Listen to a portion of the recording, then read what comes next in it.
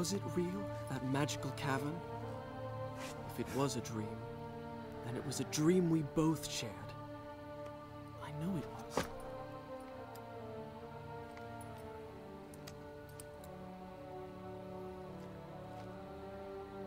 Farah.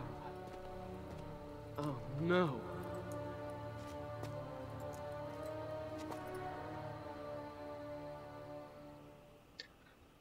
What's cracking, people? I'm Nancy and welcome back to Prince of Persia. In the last one, we had some good times with the prince and Farah, but Farah has left with our sword and our dagger has left us only her medallion.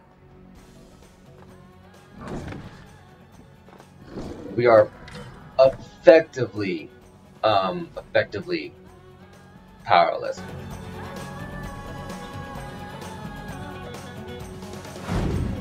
Oh no.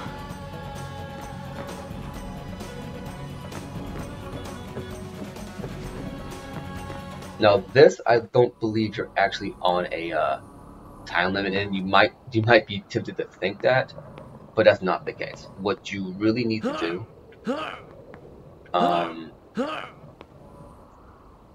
is get the light to shine in the center of here. So yeah, you're not powerless. They won't make you do this puzzle while you got enemies to fight. And you see here, there's a crack in the wall, so we know where Farah. We know the way that Farah took. And you have hints as to where it is you need to go. So make sure you make effective use of those hints in order to solve the puzzle. Like I said, they don't. You can always solve it on your own, but if you pay close attention to the environment, Ubisoft does give you some context clues as to what you need to do to properly solve these puzzles. Okay, that goes that way. And I gotta move this over here. You might be tempted to think I use all the mirrors, but you really don't. You just gotta use all the ones that you can move. Alright,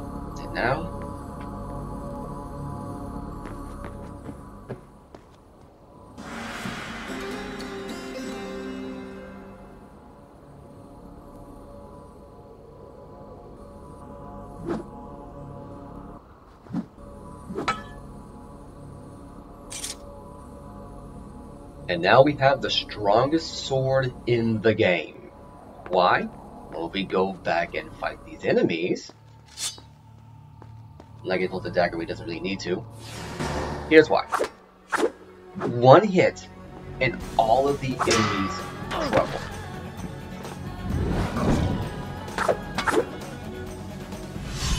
One hit and they all crumble. And you want to come back and do this, you have a save point.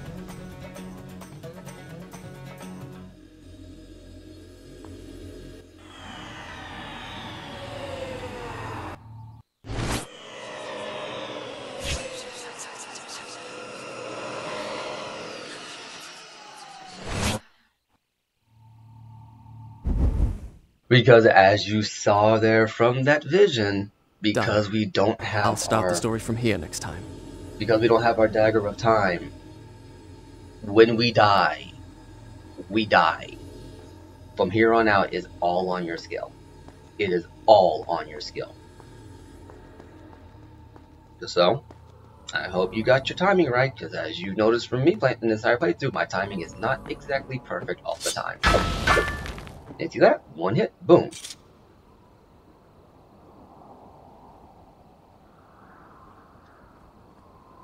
Farah! She's climbing the tower, and you have to think about it. You have to look at it from her perspective. The prince, for all intents and purposes, did everything right, proved that he was trustworthy, but at the last second, he had a crisis of conscience. So as far as she's concerned, she can only rely on herself.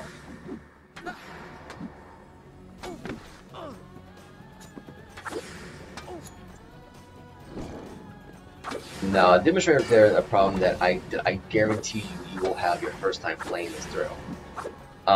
playing this section through. You get this sword that can one-hit kill anything. And I mean anything. You're probably feeling invincible on top of the world. You also gotta wait on these enemies to get their stance back. But you probably feel invincible on top of the world. But as you saw there, I went gung-ho and I lost half my health because I wasn't paying attention.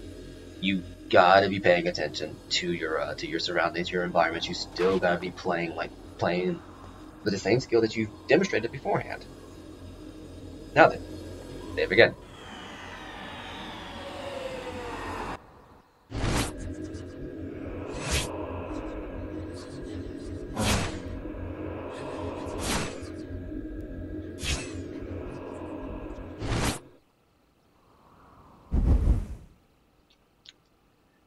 Hoo boy. Done. I'll start the story from here next time. And I have to say, when I got to this section in the game my first time through as a child, I was so, because I mean, you have to think about it, this is the low point for the prince and for Farah. The man she loved, essentially couldn't do the job, so now she's got to do it herself. But you notice that she didn't leave him completely hanging. She left him her medallion. Okay, so I'll have to drop down on here.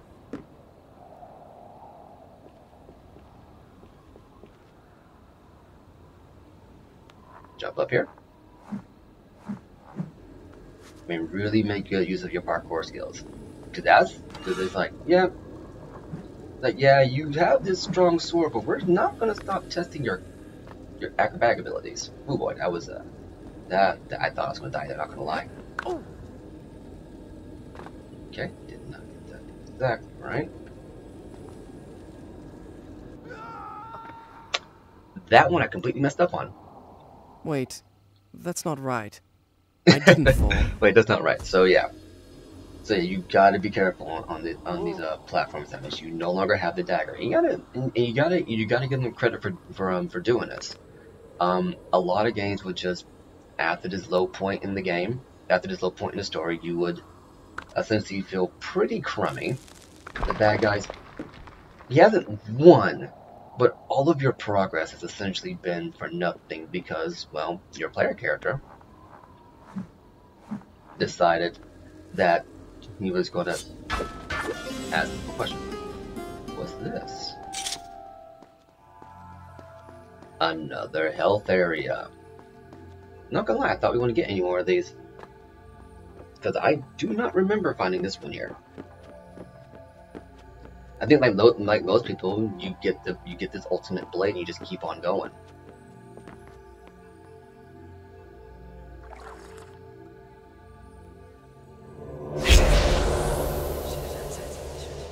But yeah, no, we're just at this point in the game where it's like, and give credit to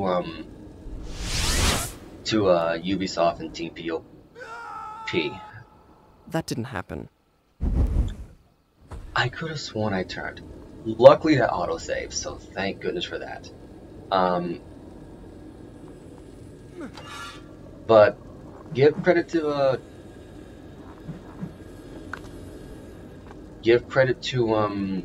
Ubisoft and Team POP for having the guts essentially to have you lose your weapon or to lose your crutch essentially in the most believable way possible. And that is that the person that you helped out didn't trust you to do the job. Let's go ahead and save again.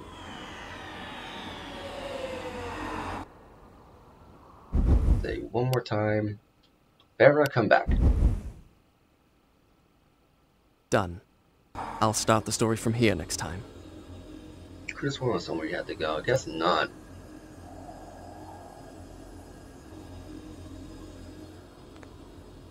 Unless, do I gotta run up the wall? Yeah, I do gotta run up the wall. So that lower area was just to get that health upgrade. Huh. Go figure.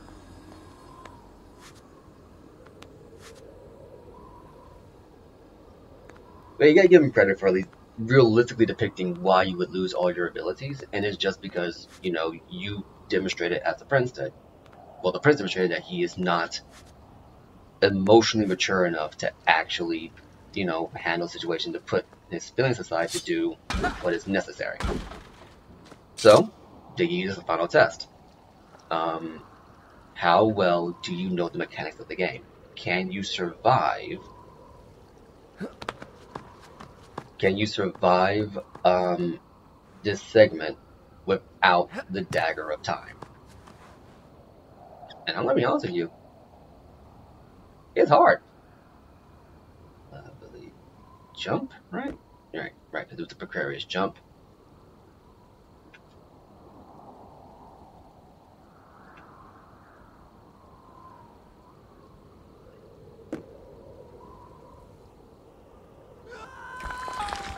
See, like that, like I said there, you get it wrong and that's it. No, that didn't happen. Could have sworn. See, there's probably gonna be a lot of retries in this segment. I'm gonna try to cut out as many of them as I can. But it really does just run the point home that when you die, you cannot restart using the dagger of time from that instance. You've seen me throughout the game use it multiple times where I've made small goofs. This time you make a small goof, you gotta live that decision and go back to your last checkpoint. It's stressful. Okay, so there's nothing there, so we gotta go.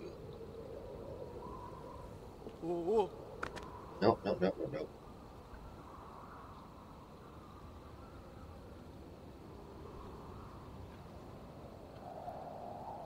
There we go. Guess we gotta line this up just right.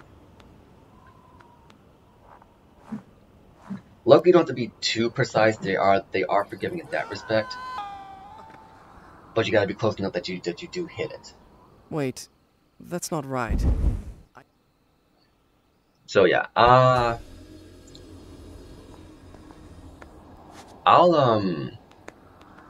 if I die this time, I will cut back to when I do successfully complete this challenge. Because the perspective is a bit wonky. I think you actually have to go to the very end of that pole. I think it just took me to the very end of that pole because I was just a bit off. And go from there. And I believe if you do pay attention, if you pay attention to the environment, you can see the areas that Farah used to get to where she needed to get to. Because it's like how does she you know survive these traps and stuff. But if you really think about it, we saw that crack in the wall earlier, and it's like, yeah, that makes sense. We've seen throughout the game that she get. Am I really not hitting that right? Wait, that's not. Okay, I'm gonna cut back to when I get this right. Hold up a second.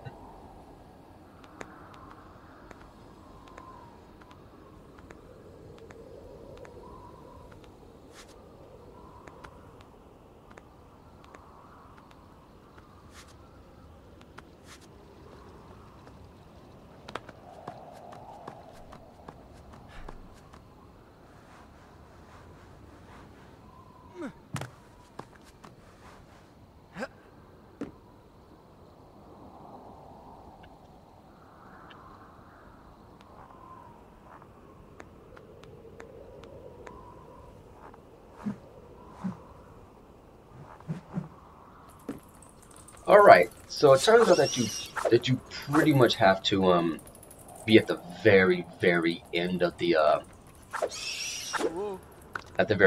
pole to get that right. Could have sworn that was not the case, but you know, it is what it is. Okay, there's 3 left. Comes in and leave you alone. Okay, so I want to say we can go this far over, grab the poles, and go down. Okay. Now, if you remember this from the vision, we're going to have to... Oh dear. Okay. This one's going to be hard, but we'll do what we can.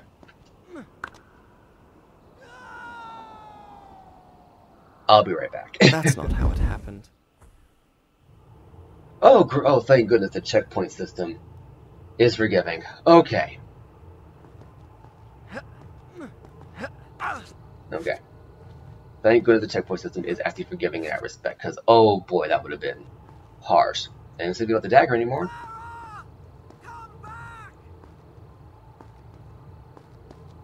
She must be using the dagger. Farah, be careful! Don't use up all the sand! Fair warning. And, you know, as you saw there, yeah, it did glitch out because I don't think I moved fast enough. But you saw there that the prince gave a pretty good bit of advice. Don't use up all the sands. Because Farah, as we have seen throughout the game, she is a glass cannon. Her arrows are helpful, but she is not.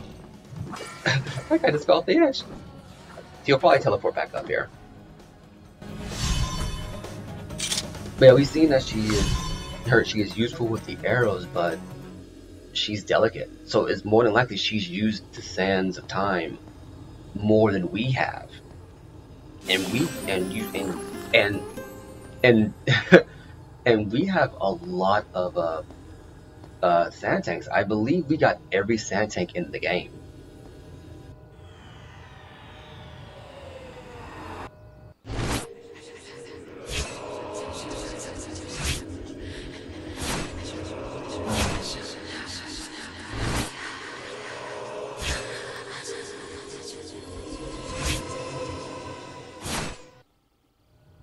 Like a hero pose. But yeah, if you think about how many sand tanks we have in the game, I'll start the story from here next time.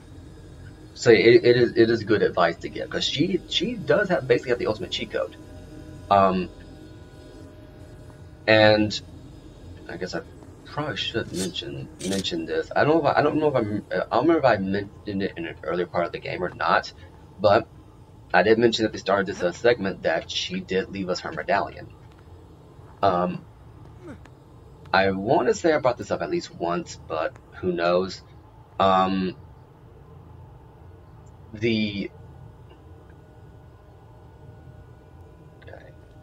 How do I do this? Oh, right. Duh, I can do it like that. Okay, that makes sense.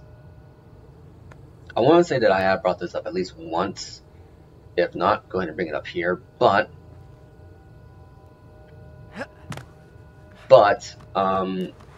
the reason why the prince, Farah, and the vizier have been able to survive the sand apocalypse is because of their respective trinkets. Farah's medallion, the prince's dagger, and the vizier's staff. Those three items have allowed each of them to survive the sand apocalypse.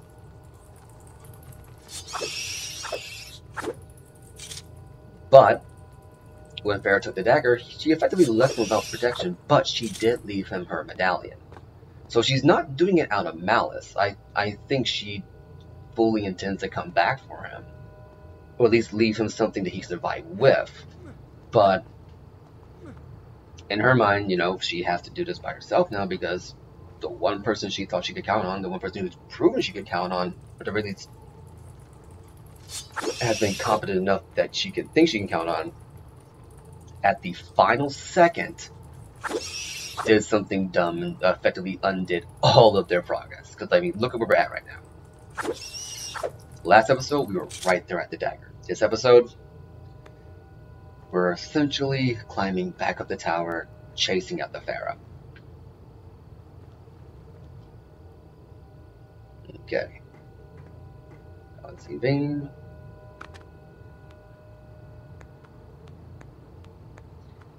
The other prince says he has an excellent workout routine. If this was me, oh man, I would have fallen off so many times.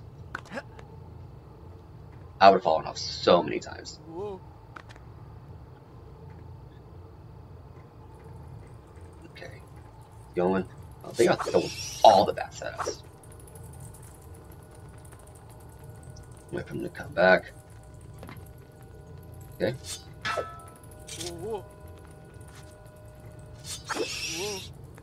Okay, I'll admit I waited a bit too long there, so I got a couple of shots in on me. And you may have noticed that I was balancing in such a way where it's like I wasn't really on the balancing beam hitbox, but I still was, so yeah. So you gotta be careful with that. And I'm not gonna lie, the way they frame a lot of these jumps, I don't know if I've mentioned this before, but I'm gonna go ahead and bring it up now. The way they frame a lot of these jumps, it's like the prince should not be making these jumps. He just shouldn't be, but he does every single time.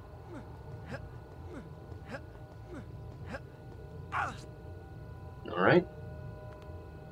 How do we get up here? I think we just keep... Ah, there we go. There's the spot. There's the spot.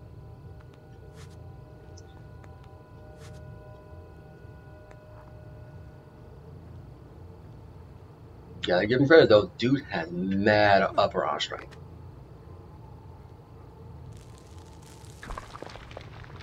Well, it's a good thing that bottom one collapsed, because if it didn't, we probably would have been led to believe that we could have dropped down. I know for a fact I fell for that trap the first time. I was like, well, go ahead and drop down. It's like, nope, you drop down, you die.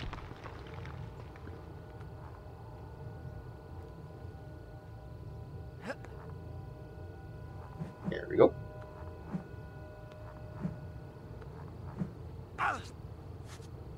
Now, how did I get down from here?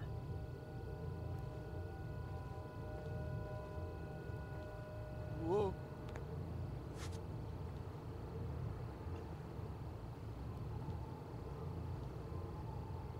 Okay, so there's nothing on that side we can grab onto, so it's gotta be on the inside, correct?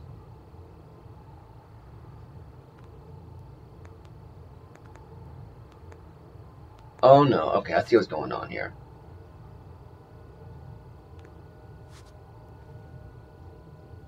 I see what's going on here. They actually expect you to do the old jumping off the wall to control your descent.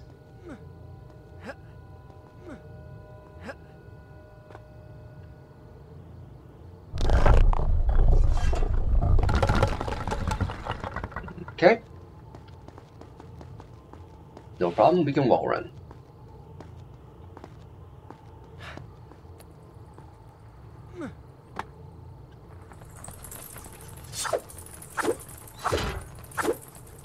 This is a new place to put them. It's a very new place to put them because I don't think we've ever dealt with being bit by the bats on the ladder. Luckily, you don't fall down immediately if you get bit. He has a chance to catch himself, but don't count on that too much.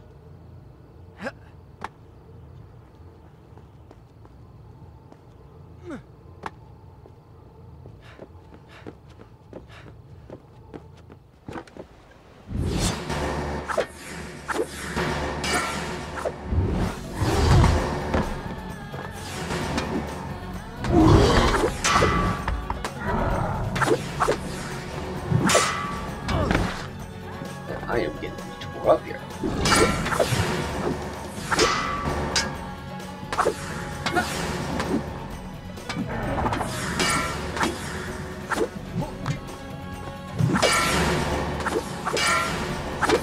That'd be kind of cool that we're like essentially just kind of breaking through the jaws of a lot of these guys. It's like you can have this you can interpret this as the prince being high on adrenaline and scared that Ferris will be killed behind this, but it's pretty legit. Anyway, we're going to call it a part here today. Go ahead and drink up.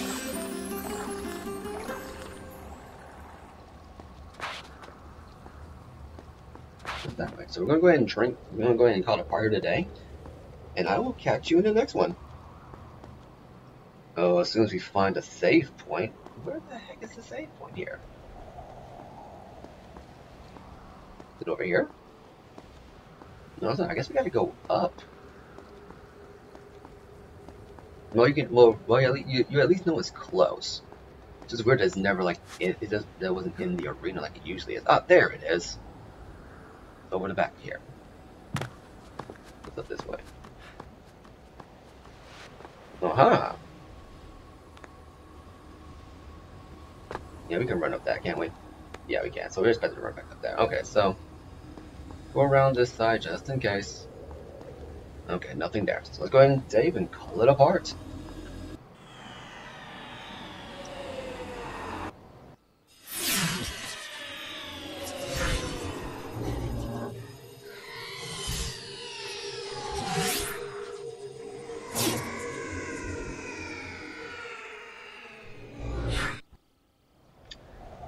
I've been an Aussie, you've been awesome, and I'll catch you later.